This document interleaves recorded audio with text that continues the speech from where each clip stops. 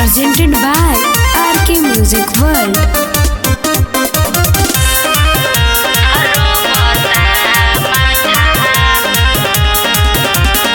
Music by Dipnesh जहिया से दिनवा धराई गाम घर नेवता पेठाई ए सखी जहिया से दिनवा धराई गाम घर नेवता पेठाई ओही दिन से गईल बाटे सखी पगलाई ओही दिन से गईल बाटे सखी पगलाई ओढ़नी के परबा यरवा धरी रोबता माथा अपन है वो फोड़तावे हो माथा अपन है वो फोड़तावे हो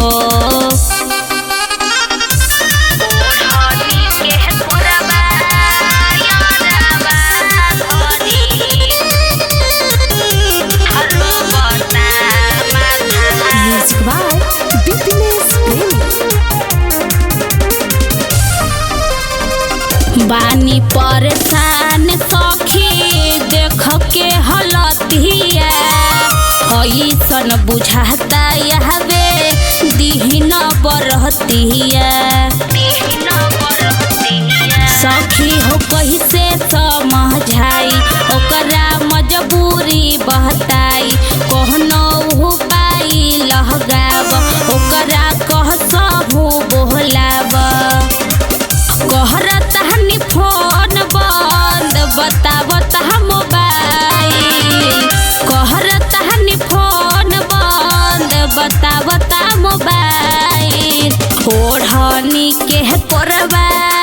यरवा धरी रोबता माथा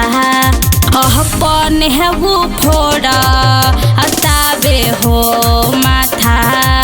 अपन है वो फोड़तावे हो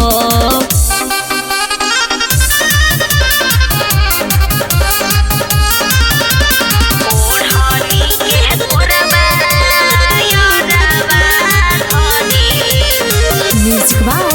Dipnesh पहिले पहिले प्यार हो करे से कोई आपन समझी के हम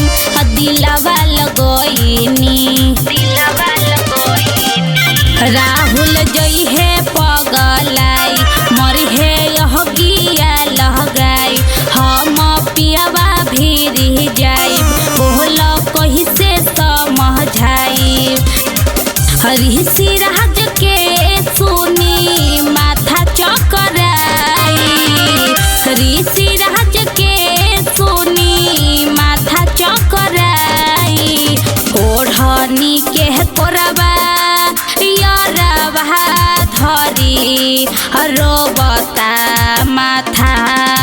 अपन है वो फोड़तावे हो माथा अपन है वो फोड़तावे हो।